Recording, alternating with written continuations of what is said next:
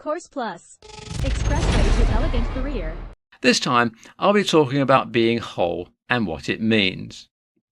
We hear phrases like this a lot. In romantic movies, people tend to feel whole when they meet their true love.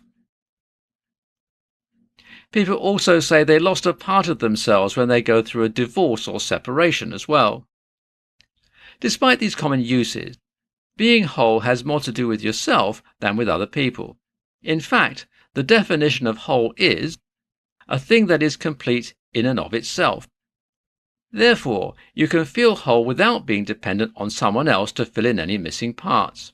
This is not always easy to accept. From early on in our lives, we're taught that other people influence our wholeness and that other people's opinions and expectations of us are very important. Some of us may even struggle to accept love due to our individual issues. We spend our days trying so hard to be perfect that we actually lose some of ourselves in the process. So what does it mean to be whole if it doesn't depend on anyone else? To be whole means to be ourselves and to believe in oneself. You don't feel the need to change anything about yourself or hide your passions to fit in. You don't believe that you're too full of problems to be loved and instead realize that no one is perfect. The biggest factor in being whole is being healthy. Not just physically healthy, but mentally and spiritually as well. If we are lacking in spirituality, or have poor mental health due to anxiety or stress, we will struggle with being whole. Anger, worries and fears that we hold on to are things that can cause us to lose some of our wholeness. With everything we try to carry and every hidden burden that we bear, we have to drop a part of ourselves in order to carry it. I've said it with almost every episode I've done, and I'll say it again. Meditation is so important. It allows you to look into yourself and find what you are missing to make yourself whole.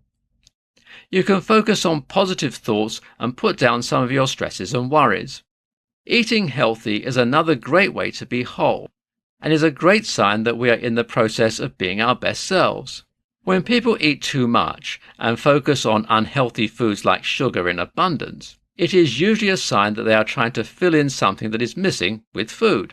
Substance abuse is another great example of this.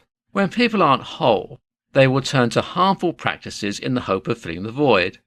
So, by being able to avoid temptations and practice mindful habits, you can show that you are not missing any part of yourself that needs a temporary fix. When you finally feel whole, you will feel fulfilled and complete.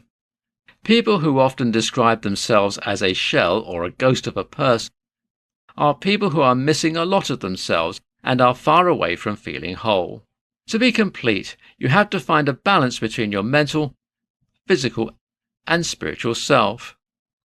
If even one of these is slipping, it can make you feel like everything is falling apart. You can't focus only on spirituality and hope that the rest will follow, or exercise until you can't walk and hope that your mental health improves as well. Each piece must be nurtured with care and patience to become the best self you can be, and to really, truly be whole.